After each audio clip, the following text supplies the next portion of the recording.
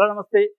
ఈరోజు AP news పేపర్‌లో వచ్చిన వార్తల్లో ముఖ్యమైన వార్తలు చూద్దాం.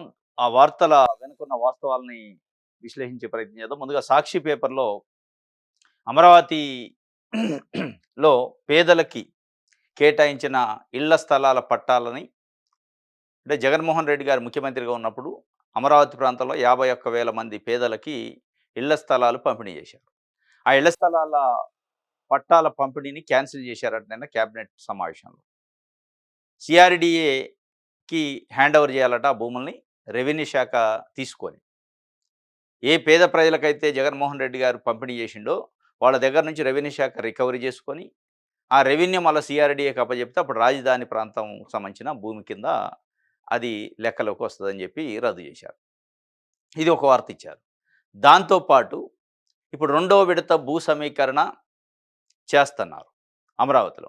ఈ రెండో దశ భూ సమీకరణలో ఒక పెద్ద ప్లాను, పెద్ద స్కాము నడుస్తుందనేది సాక్షి పేపర్ ఒక వార్త రాసింది. అంటే భూ సమీకరణ ఏ ప్రాంతంలో చేస్తారో ముందో తెలిసి, ప్రభుత్వానికి దగ్గరగా ఉండేవాళ్ళు, ప్రభుత్వంలో ఉన్న పెద్దలకి అనుచరులుగా ఉండేవాళ్ళు, అక్కడ భూములు కొనుక్కొని ఆ భూములను వెంచర్‌లేశారట. వెంచర్‌లేసి, ఆ వెంచర్‌లేసిన తర్వాత ఒక జీవో తెచ్చారట రెండో విడత భూ సమీకరణకి.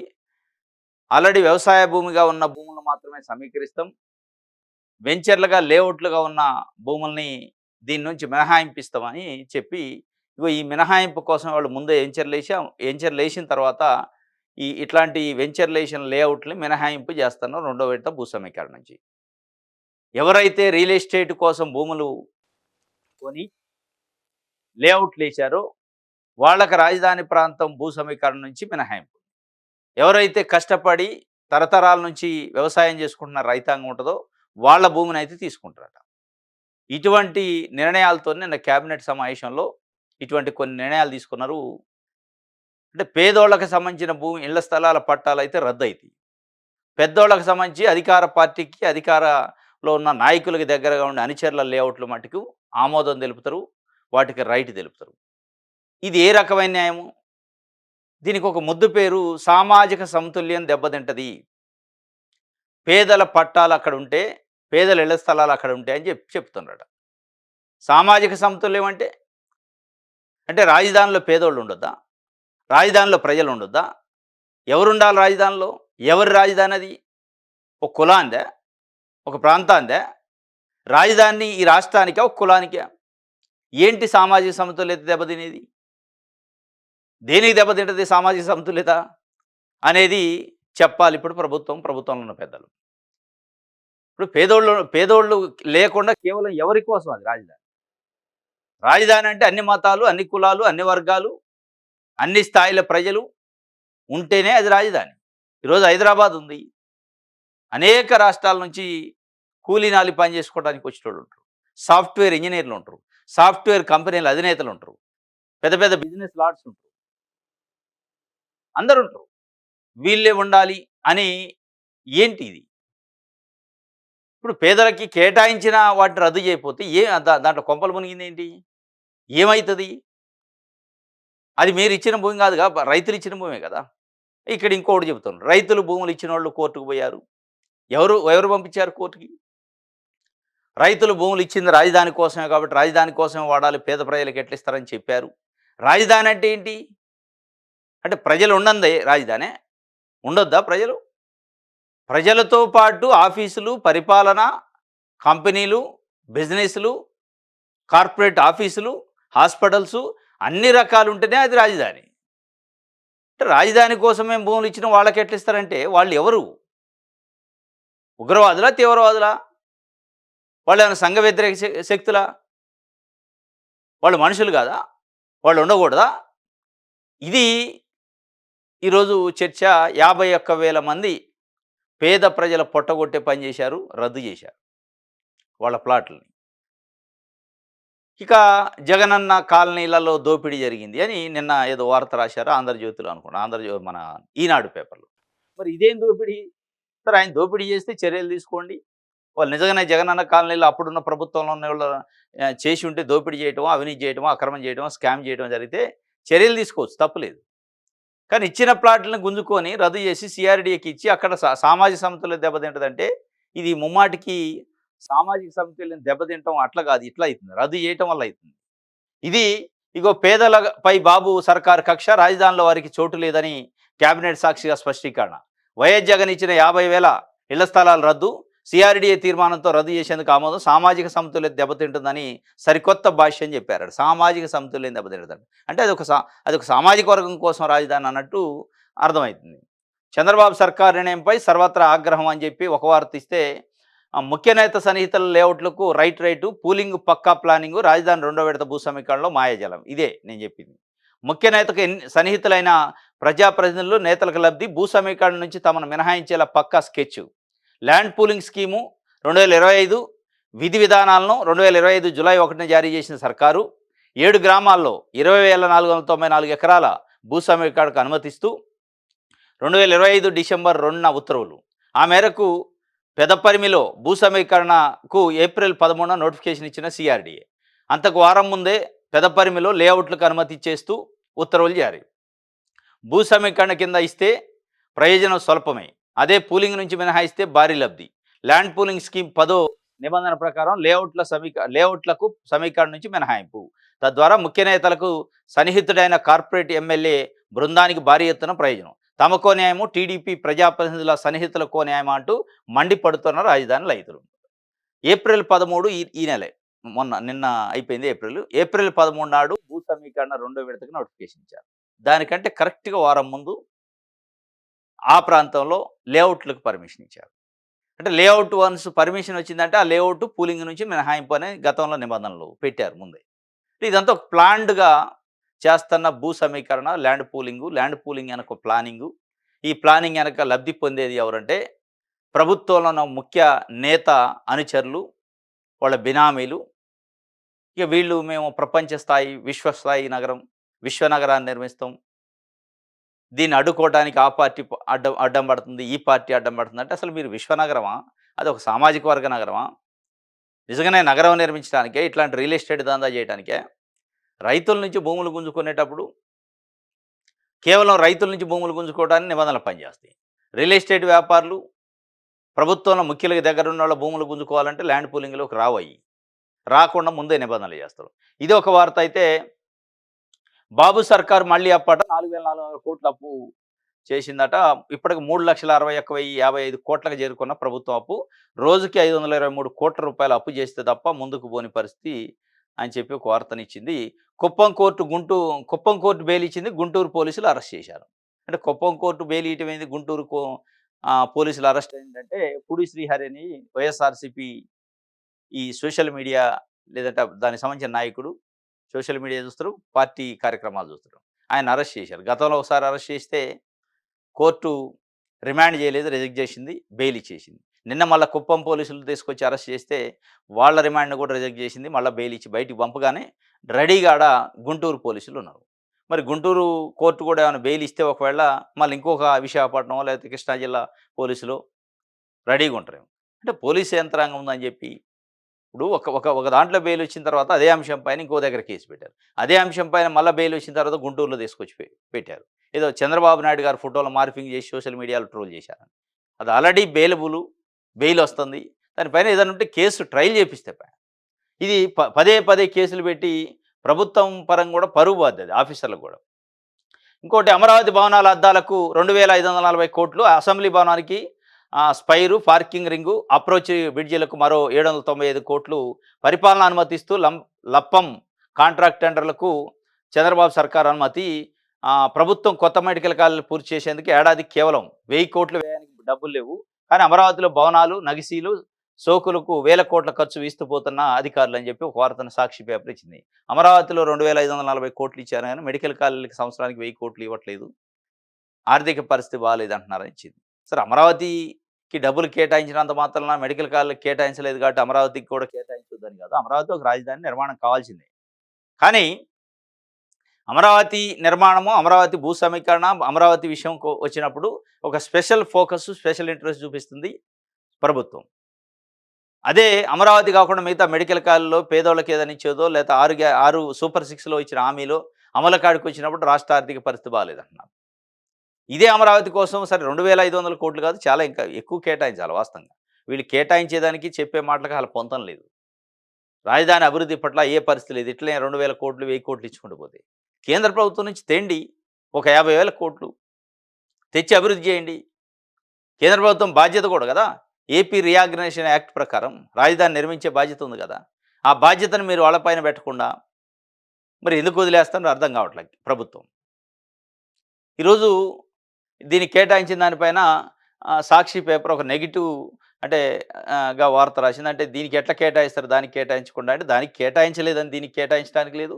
దీనికి కేటాయించారు కాబట్టి దానికి కేటాయించాలని లేదు. అన్ని వర్గాలని, అన్ని సెక్షన్లని, అన్ని రంగాల్ని ప్రభుత్వం సమపాల్లో చూడాలి. కానీ ఈరోజు దురదృష్టవశాత్తు ఆంధ్రప్రదేశ్ రాష్ట్ర ప్రభుత్వము కేవలం అమరావతి నిర్మాణం కోసం ప్రజలు ఎన్నుకున్నారు అనే ఒక నెరేషన్‌ని బిల్డ్ చేస్తుంది. కేవలం ఆంధ్రప్రదేశ్‌లో ఉన్న కూటమి ప్రభుత్వాన్ని ప్రజలు ఆంధ్రప్రదేశ్‌లో ఉన్న 5,00,00,000 మంది ప్రజలు ఎన్నుకుంది. అమరావతి నిర్మాణం కోసం పారిశ్రామికవేత్తలను తీసుకొచ్చి వాళ్ళకి భూములు కట్టబెట్టడం కోసమే. ఈ 2 అంశాల కోసమే మిమ్మల్ని ఎన్నుకున్నారా అనే ఒక చర్చ, ఒక వాతావరణం అయితే కనిపిస్తుంది. ఇది సాక్షికి సంబంధించి. నెక్స్ట్ విషయాలు అందులో చూద్దాం. రైట్. ప్రజారోగ్యం పట్టదా ప్రైవేట్ ఆసుపత్రుల నిలువ దోపిడీ, అవసరం లేకుండానే పరీక్షలు, చికిత్సలు నిమ్మక నీరెత్తినట్టు వ్యవహరిస్తున్న అధికార యంత్రాంగం, మెడికల్ మాఫియాపై ఏఎస్ఎఫ్ రాష్ట్ర వ్యాప్తంగా ఆందోళన, ప్రభుత్వం స్పందించుకుంటే ఉద్యమం ఉధృతమని సిపిఐ పార్టీ రాష్ట్ర కార్యదర్శి ఈశ్వరయ్య చెప్తాడు. ప్రజారోగ్యం పట్టదా అంటే పట్టదు. అది ప్రజారోగ్యంగా ప్రైవేట్ ఆరోగ్యం అయితే పట్టింది. ప్రజారోగ్యం పడితే ప్రభుత్వ ఆసుపత్రుల్లో సూది లేదు, దూది లేదు, మందు బిళ్ళలు లేవు. ఇది పరిస్థితి. ఇక వాళ్ళు పట్టించుకుంటున్నారా లేదా అర్థమవుతుంది కదా! పదే పదే కూటమి అధికారంలోకి వచ్చిన తర్వాత ఆరోగ్య రంగాన్ని పీపీపీ పద్ధతిలోకి తీసుకెళ్ళాలి. ఇప్పుడున్న ఆసుపత్రుల్ని కొత్తగా మెడికల్ కాలేజీలను కూడా పీపీపీ పద్ధతిలో అయితేనే మనం నడపలేస్తాం. ఇట్లయితే మనం వాటిని నడపలేమని వాళ్ళు చెప్పగానే చెబుతున్నారు. ప్రజారోగ్యాన్ని పట్టించుకునే పరిస్థితి కాదు. ప్రజారోగ్యాన్ని తీసిపోయి ప్రైవేట్ వాళ్ళకి అప్పచెప్పే పరిస్థితిలో వాళ్ళున్నారు. గూగుల్‌కు కూటమి దాసోహము, ఆదాని సేవలో ప్రభుత్వాలు, పరిశ్రమల పేరిట నిరాశ్రయులైన రైతులు, పర్యావరణంపై ప్రజల ఆందోళన, నీరు, విద్యుత్ వాడకంపై భయాందోళన. ఆదాని సేవలో కేంద్రంలోని ఎన్డీఏ ప్రభుత్వం, రాష్ట్రంలోని కూటమి ప్రభుత్వం తరిస్తుందనడానికి కారు చౌకగా వేల కోట్ల విలువైన భూములను అప్పగిస్తూ ప్రాజెక్టు పేరిట రైతులను నిరాశ్రయులను చేసి వారిపై ఉక్కుపాదం మోపడమే నిదర్శనం. రైతులపై దమనకాండ కొనసాగిస్తూ మెరుగైన పరిహారం ఇస్తామని ఇచ్చిన హామీ రిక్తహస్తంగా మిగిలింది. రాష్ట్రంలో టీడీపీ, జనసేన, బీజేపీ కూటమి ప్రభుత్వం గూగుల్‌కు దాసోహం అయిందని, దీనికి అనుగుణంగానే పర్యావరణ అనుమతులు మంజూరు చేసిందని చెప్తున్నారు. ఇది వాస్తవం కూడా. కూటమి గూగుల్‌కు దాసోహమైంది, ఆదానికి దాసోహమైంది. ఇంకా ఇంకొక అడుగు ముందుకేస్తే ప్రైవేటు పారిశ్రామికవేత్తలకి, పెట్టుబడిదారులకు దాసోహంగా పనిచేస్తుంది. ఇప్పుడు ఇందాక నేను అన్నది అదే. కేవలం కూటమి ప్రభుత్వం ఎందుకుంది ఈ పారిశ్రామికవేత్తలకు దాసోహం కావటానికి, అమరావతి నిర్మాణం కోసం మాత్రమే అన్నట్లుంది. ఇక మిగతా ప్రజలు, మిగతా వర్గాలు, మిగతా రంగాలు అసలు వాళ్ళకి పట్టనట్టుగా, గిట్టనట్టుగా ఉంటున్నారు. చాలా దురదృష్టం ఇది. ఇది ఆదాని లేదా ఆదాని, గూగుల్ లేదా ఇంకోటో సేవల్లో వాళ్ళు ఆర్సెల్ఆర్‌మిట్టన్‌లో ఆ సేవల్లో తరిస్తూ వాళ్ళ కోసం యాడ్లు ఇస్తూ ఆ శంకుస్థాపన కోసం మొత్తం 24 గంటలు కష్టపడుతూ ప్రజల్ని, రాష్ట్రాన్ని గాలికి వదిలేసి ఇక అదే అద్భుతం అయిపోయింది. ఇక మేము కంపెనీలు తీసుకొచ్చినాం కాబట్టి రాష్ట్రం ముందుకు పోద్దంటే ఇక ఈ మాత్రం ఎవరు చేయలేరా? నిజంగానే కంపెనీలు తీసుకొస్తే రాష్ట్రం ముందుకు పోతే, నిజంగానే ప్రైవేట్ కంపెనీలు వచ్చి పెట్టుబడులు పెడితే, ప్రైవేట్ కంపెనీలకు మనం ఇక్కడ ఉన్న భూముల్ని, నీళ్ళని, కరెంటుని ఇస్తే బాగుపడిద్ది అంటే మరి ఇది ఎప్పుడూ కావాలి కదా! ఎప్పటినుంచో ఇస్తున్నారు. భూములు ఇస్తున్నారు. ప్రైవేట్ కంపెనీలు వస్తూనే ఉన్నాయి. పెట్టుబడిదారులు వస్తూనే ఉన్నారు. మళ్ళా అదే పేదరికము, అదే రేషన్ కార్డులు, అదే రేషన్ బియ్యం, అదే సబ్సిడీల కోసం ప్రజలు ఉచితంగా ఏమిస్తారా అని ఎదురు చూడటం. ఏది పోలేదుగా మరి. ఎట్లా పోద్ది పెట్టుబడిదారులొస్తే? పెట్టుబడిదారులొస్తే రాష్ట్రం ముందుకు పోవచ్చు. పెట్టుబడిదారులతోని కొంత బిజినెస్ డెవలప్ కావచ్చు. ఆదాయం రావచ్చు. ట్యాక్సులు రావచ్చు. కానీ అదే మొత్తానికి మొత్తం అభివృద్ధికి అదే మందు తప్ప ఇంకోటి లేదు అని చెప్పే ప్రయత్నం చేస్తున్నారు. కూటమి ఆ పేరుతోని ప్రైవేటు పారిశ్రామికవేత్తల జపం చేస్తుంది. వాళ్ళకి దాసోహం అయితుంది. వాళ్ళకి రెడ్ కార్పెట్లు పరుస్తుంది. వాళ్ళకి ఏది ఒక అతిథిని చూసినట్టు చూస్తున్నారు. వాళ్ళకి విందు భోజనాలు పెడుతున్నారు. వాళ్ళకి విందు భోజనాలు పెట్టి మరీ ఫ్లైట్‌ల దగ్గరకు పోయి ఎదురు పోయి వాళ్ళకి స్వాగతాలు పలకటం, మళ్ళీ ఎళ్ళేటప్పుడు వీడ్కోలు పలకటం, లూలు కంపెనీ లాంటి అధినేతల కార్ల దాకా పోయి ముఖ్యమంత్రి సెండ్ ఆఫ్ ఇయ్యటం అంటే దురదృష్టం ఇది ఈరోజు. ప్రజలకి, రాష్ట్రానికి ఇయ్యాల్సిన గౌరవాన్ని పారిశ్రామికవేత్తలకి, పెట్టుబడిదారులకి ఇస్తున్నారంటే ఎటు ఈ రాష్ట్రాన్ని తీసుకెళ్తున్నారు అనేది స్పష్టంగా అర్థమైంది. ఇది కూటమి దాసోహం అయిందట గూగుల్‌కి. గూగుల్ అంటే జీ అంటే గూగులు, జీ అంటే గూగుల్ అని జపం చేస్తున్నారు. అసలు వాళ్ళు కూడా చేస్తున్నారో లేదో నాకు అర్థం కావట్లే. అసలు గూగుల్‌లో పనిచేసేటోళ్ళు కూడా ఆ స్థాయిలో గూగుల్, గూగుల్ అని అన్ని సార్లు రోజు అనరు. వీళ్ళు అంటున్నారు. నారా లోకేష్ గారు, చంద్రబాబు నాయుడు గారు ఆ ప్రభుత్వంలో ఉన్నోళ్ళు గూగుల్, గూగుల్, గూగుల్ అని నిదట్లో లేపినా గూగులే అనేటట్టుంది. ఇక ఇక్కడ ఆంధ్రజ్యోతికి ఒక యాడ్ ఇచ్చారు. ఇక మిగతా పేపర్‌లో ఎక్కడ రాలే ఇది. ఆంధ్రజ్యోతికి ఒక ఫుల్ పేజీ యాడ్ పండగ చేసుకుంది. ఏంటి అంటే ఇగో ఐఎన్‌పీఆర్ డిపార్ట్‌మెంట్ కార్మిక శాఖ డిపార్ట్‌మెంట్ నుంచి మోడీ గారు, పవన్ కళ్యాణ్ గారు, నారా లోకేష్ గారు కార్మిక శాఖ మంత్రి ఉన్నారు. చంద్రబాబు నాయుడు గారు. ఎందుకు మేడే శుభాకాంక్షలు. ఆ శుభాకాంక్షలు తెలుపుతారో తెలదో ఆ స్టీల్ ఫ్యాక్టరీలో విశాఖ స్టీల్ ఫ్యాక్టరీలో పనిచేసే కార్మికులకి ఏమైనా లబ్ధి వస్తదో రాదో కానీ ఈ యాడ్లకైతే తక్కువ లేదు. ఇప్పుడు ఏదన్నా ఇప్పుడున్న కార్మికులకి ఏదైనా లబ్ధి చేకూర్చే ఒక పథకాన్నో, వాళ్ళకేదన్నా ఒక లబ్ధి ఇచ్చే ప్రకటనో చేస్తే సంతోషం ఉంటది. మీకు మీరే ఫోటోలేసుకొని, యాడ్‌లేసుకొని కార్మిక మే డే శుభాకాంక్షలు చెప్తే ఏంది, చెప్పకపోతే ఏంది? మే డే శుభాకాంక్షలు మామూలోళ్ళు చెప్పినట్టు మీరు ప్రభుత్వంలో ఉన్నోళ్ళు చెప్పే కంటే, ప్రభుత్వంలో ఉన్నోళ్ళు ఒక ఒక నిర్ణయం తీసుకోవాలి వాళ్ళ కోసం ఏదన్నా.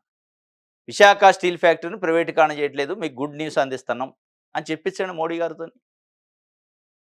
అది ఒక సర్క్యులర్ ఇష్యూ చేపియండి. మే డే శుభాకాంక్షలు తెలపండి దాంతోని. వాళ్ళ డబ్బులు అంటే ప్రజల డబ్బులు పెట్టే, ప్రజల చూడటం కోసం యాడ్ ఇచ్చి, మీ ఫోటోలేసుకొని అది శుభాకాంక్షలు అంటే శుభాకాంక్షలు కాదది. మీ దృష్టిలో శుభాకాంక్షలేమో. వాళ్ళ దృష్టిలో అది కాదు. ఇది ఫుల్ పేజ్ యాడు.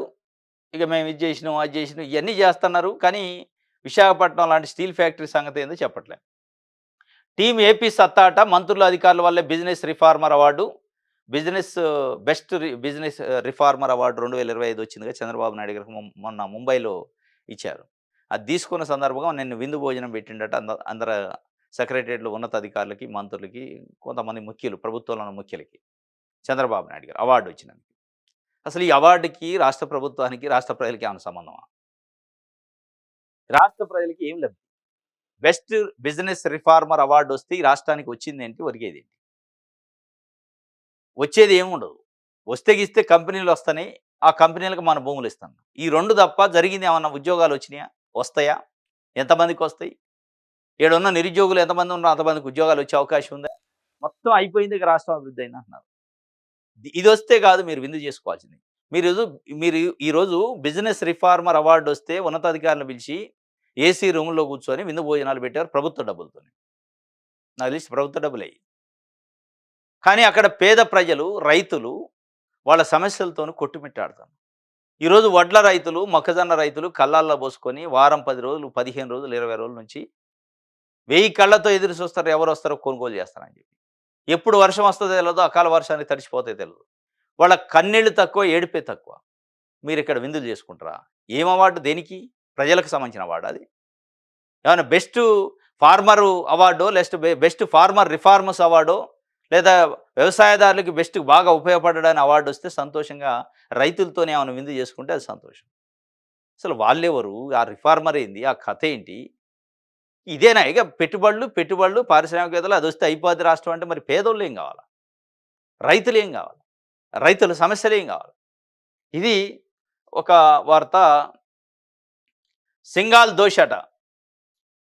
ఏది కల్తీ నెయ్యి పైన కల్తీ నెయ్యికి దారి తీసిన పరిస్థితుల్లో ఈవోగా అనిల్ కుమార్ సింఘాల్ అడ్డుకోలేకపోయారు. ఆయన హయాంలోనే నెయ్యి రూల్స్ సడలింపు. అయినా బోర్డును ప్రశ్నించిన సింఘాల్ రాష్ట్ర ప్రభుత్వానికి దినేష్ కుమార్ నివేదిక. రాష్ట్ర ప్రభుత్వం ఏకసభ్య కమిషన్ వేసింది దినేష్ కుమార్‌తోని. ప్రొక్యూర్‌మెంటు సంబంధించి నెయ్యి ప్రొక్యూర్‌మెంట్‌కి సంబంధించి దాన్ని అసలు ఎట్లా దాంట్లో అవకతవకలకు సంబంధించి చేస్తే సింఘాల్ అప్పుడున్న ఈవోనే అడ్డుకోలేకపోయారని చెప్పి ఆయన్ని ప్రధానంగా దోషిగా చెప్తూ వాళ్ళు ఒక రిపోర్ట్ ఇచ్చారట. ఇప్పటికే దానికి సిబిఐ ఇన్వెస్టిగేషన్ అయింది. కోర్టులో ట్రయల్ నడుస్తుంది. అదొక భాగం. ఈ ఏకసభ్య కమిషను ఏసిన పర్పస్ వేరు. ఏదో తీయాలని ఏశారు. ఆడ ఏమి లేదు. ఇక అందులో జగన్మోహన్ రెడ్డి ఉండానో, లేకపోతే వైవి సుబ్బారెడ్డి ఉండానో, ఇంకొక ఆయన ఉండానో, లేదా వైఎస్ఆర్‌సీపీలో పనిచేసిన నాయకులు ఉన్నారనో, వైఎస్ఆర్‌సీపీ ప్రభుత్వంలో పనిచేసిన అధికారులు ఉన్నారనో రావాలి రిపోర్టు. ఆ రిపోర్ట్ కోసం దినేష్ కుమారు ఈ ఏకసభ్య కమిషన్ ఏశారని, ఇది ఏకసభ్య కమిషనా? లేదంటే ఏది చెప్తే అది రాసే కమిషనా అనేది అప్పట్లో పెద్ద చర్చ జరిగింది. ఏదేమైనా అది కమిషన్ రిపోర్ట్ అయితే ఇచ్చింది. మళ్ళా ఇక సింఘాలే దోషి అని చెప్పి వచ్చింది. ఇది ఒక వార్త. మరి ఏం చేస్తారో చూడాలి. రైట్. ఇది 'ఆంధ్రజ్యోతి'కి సంబంధించి 'ఆంధ్రప్రభలో' రైట్. పిల్లలే సంపదట జూన్ నుంచి జనాభా నిర్వహణపై ప్రచారం మంత్రివర్గ సమావేశంలో కీలక నిర్ణయం. పిల్లలే సంపద. చంద్రబాబు నాయుడు గారు ఒక్కరు ముద్దు, ఇద్దరు వద్దు అన్నాడు. ఏదో అప్పట్లో స్లోగన్. 1995లో ముఖ్యమంత్రి అయిన తర్వాత. ఇప్పుడేమంటుండు?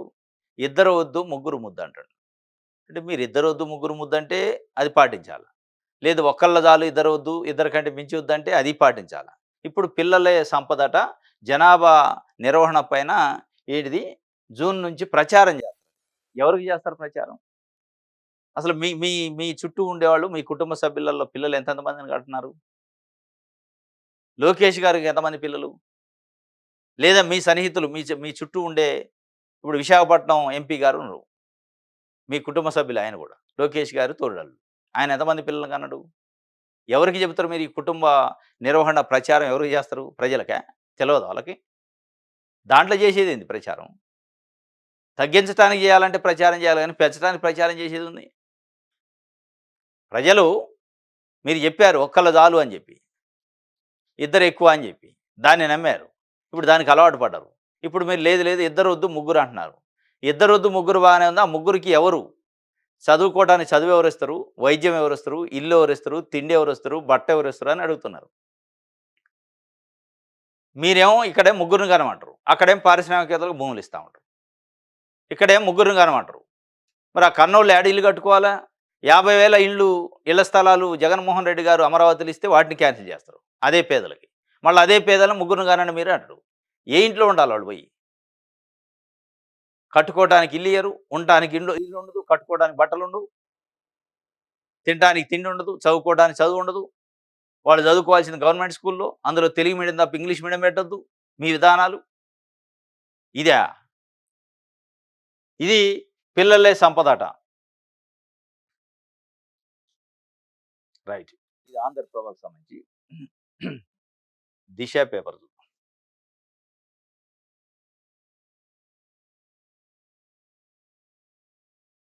ఢిల్లీలో ఏపీ భవన్ అట నిర్మాణానికి 124 కోట్లు కేటాయించారట. ఢిల్లీలో ఇప్పుడు అంతకుముందున్న ఏపీ భవనం తెలంగాణ, ఏపీ డివిజన్ చేసుకున్నాయి కాబట్టి ఏపీకి సెపరేట్ భవనం కడతారట. 100 కోట్ల మోసం మైక్రో ఫైనాన్స్ పేరిట రమావత్ మధు టీం వసూలు, గిరిజనులే టార్గెట్‌గా దందా, మంగ్లీ పేరుతో దోపిడీ అని చెప్పి ఒక వార్తని ఈ సింగర్ మంగ్లీకి సంబంధించి ఈ మధ్య పెద్ద ఎత్తున వాళ్ళకి సంబంధించిన వ్యక్తులు, ఆమెకు సంబంధించిన వ్యక్తులు మైక్రో ఫైనాన్స్ పెట్టి వందల కోట్ల రూపాయలు వసూలు చేశారు. ప్రజలను మోసం చేశారు. దట్టు ట్రైబల్ తండాలలోనే ఎక్కువ టార్గెట్ చేసి, తండా ప్రజల్ని టార్గెట్ చేసి కోట్ల రూపాయలు వసూలు చేశారని చెప్పి మైక్రో ఫైనాన్స్ పేట రమావత్ మధు టీం వసూలు చేసిందని. ఆ టీముకి ఈ మంగ్లీకి అంటే బంధుత్వం ఉందని చెప్పి దానికి పెద్ద ఎత్తున ట్రోల్స్, పెద్ద ఎత్తున ప్రచారం అయింది. ఇప్పుడు ఎంక్వైరీ కూడా విచారణ స్టార్ట్ అయింది. విచారణలో తెలిసిన అంశాలపైన ఒక వార్తను రాశారు. 100 కోట్ల మోసం జరిగిందట. రైట్. ప్రజాశక్తి.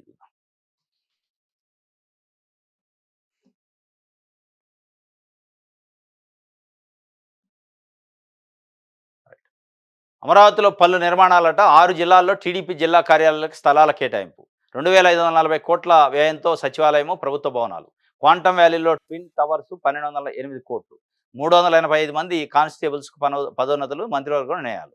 మంత్రివర్గ నిర్ణయాల్లో అమరావతిలో పలు నిర్మాణాలట. బాగానే ఉంది, సంతోషం. 6 జిల్లాల్లో టీడీపీ కార్యాలయాలకు 33 సంవత్సరాల లీజుకి ప్రభుత్వ భూమిని ఇచ్చే కార్యక్రమం క్యాబినెట్‌లో తీసుకుంది. తెలుగుదేశం పార్టీ ప్రభుత్వం ఉంది కాబట్టి వాళ్ళ పార్టీకి 6 జిల్లాల కార్యాలయాల నిర్మాణాల కోసం ఇచ్చారు. కానీ జగన్మోహన్ రెడ్డి ప్రభుత్వం ఉన్నప్పుడు వారిచ్చిన 50,000 ఇళ్ల స్థలాల పట్టాలను ఎందుకు రద్దు చేశారు? మీ పార్టీ కార్యాలయాలకు మీరే క్యాబినెట్ ఉంది, మీ పార్టీ అధికారంలో ఉంది కాబట్టి నిర్ణయించుకున్నారు, తప్పులేదు మీ దృష్టిలో. కానీ పేదలకి జగన్మోహన్ రెడ్డి గారు కేటాయించిన ఇళ్ల స్థలాలను రద్దు చేయటం ఏదైనా మనసుకి అనిపించలేదా అసలు? ఇది ఏం పని చేస్తున్నామని మీకు? ఏమి నిర్ణయాలు ఈ క్యాబినెట్ నిర్ణయాలు? ఒకవైపే మీకు ఆ భవనాలకి, ఈ భవనాలకి వందల, వేల కోట్లు ట్విన్ టవర్స్ అట. ఎన్ని కోట్లు? 1,208 కోట్లు. వాళ్ళేం అడగలే, మీ ఆస్తులు అడగలే, మీ డబ్బులు అడగలే. పేద ప్రజలు ఇళ్ల స్థలం ఇచ్చారు. నేను ఇల్లు కట్టుకోవడానికి ఒక 5,00,000 ఇయ్యండి కట్టుకుంటాం అంటారు. ఇంక అంతకంటే వాళ్ళకి ఆశ ఎక్కువ ఉండదు. ఇప్పుడు మీరు కేటాయించిన 100,00,00,000 మాకు వాటా కావాలంటలే. మీరు కేటాయించిన ఆఫీసులకు కేటాయిస్తున్న, భవనాల్లో కేటాయిస్తున్న, పారిశ్రామికవేత్తలకు కేటాయిస్తున్న భూములలో మాకు వాటా కావాలంటలే. వాళ్ళ గత ప్రభుత్వం ఇచ్చిన ఆ సెంటు భూమి ఏదైతే ఉందో దాన్ని మాకు ఉంచండి అని వేడుకుంటున్నారు. 50,000 ప్లాట్‌ని ఒక పెన్నుపోటుతోని రద్దు చేశారంటే, మీ ఆలోచన విధానం ఎవరి కోసం పనిచేస్తుందనేది ప్రజలు మాట్లాడుకుంటున్న పరిస్థితి.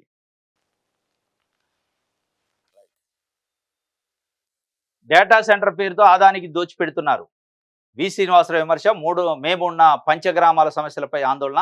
కాంట్రాక్టర్ల కోసం ఆయిల్ సమస్యను సృష్టించిన సర్కారు. ఆకివీడు దళితులపై కక్ష కట్టిన డిప్యూటీ స్పీకరు అని చెప్పి డిప్యూటీ స్పీకర్‌ని అదుపు చేయాలని డిమాండ్ చేశారు. డేటా సెంటర్ పేరుతో ఆదానికి దోచిపెడుతున్నారని ప్రజాశక్తి పేపర్ వార్త రాసింది. అదే విషయాలందరి పేపరు గూగులు దాసోహమైన కూటమి సర్కార్ అని రాసింది. ఇది అది దాదాపుగా ప్యారలల్‌గా రాసినయి. అంతో ఇంతో ఈ మధ్య కాలంలో ప్రజాశక్తి, విశాలాంధ్ర పేపర్‌లే ఈ ప్రభుత్వం ఇట్లాంటి సంతర్పణలని తీవ్రంగా వ్యతిరేకిస్తుంది. ప్రభుత్వ నిర్ణయాల్ని సూటిగా ప్రశ్నిస్తుంది. ఈ సాక్షి పేపర్ కూడా ప్రశ్నిస్తుంది గానీ వాళ్ళేందంటే వాళ్ళు రాజకీయ కోణంలో ప్రశ్నించరు. అంటే మేమున్నప్పుడు ఇది జేసినాం, మీరు ఇది జేయలే ఇది చెప్తాను. డైరెక్ట్‌గా ప్రజల కోణం, ప్రజల కోసమే వార్తలు రాసి, ప్రజల కోసమే మాట్లాడి, ప్రజల కోసమే ప్రశ్నిస్తున్నారు. 1, 2 పత్రికలు ఇట్లాంటి విషయాలందరూ గాని, ప్రజాశక్తి గాని. ఇక ఈనాడు, ఆంధ్రజ్యోతి అనేది అది జపమే. ఇక డైరెక్ట్‌గా ప్రభుత్వం తెలుగుదేశం పార్టీ ఆఫీస్ నుంచి వచ్చినట్టే ఉంటాయి వార్తలు. అక్కడి నుంచి వస్తాయో రావో తెలవదు గానీ, అక్కడి నుంచి వాళ్ళే పంపించిన ప్రెస్ నోటు రాసినట్టే ఉంటది. వాళ్ళ వార్త చూస్తే. ఇది ఈరోజు ఆంధ్రప్రదేశ్‌లో వార్తాపత్రికల పరిస్థితి, వార్తల వెనక వాళ్ళ ఎజెండాల పరిస్థితి. రైట్. ఇది ఈరోజు న్యూస్ అనాలిసిస్. రేపు తాజా వార్తలతోని తిరిగి కలుసుకుందాం. Thank you.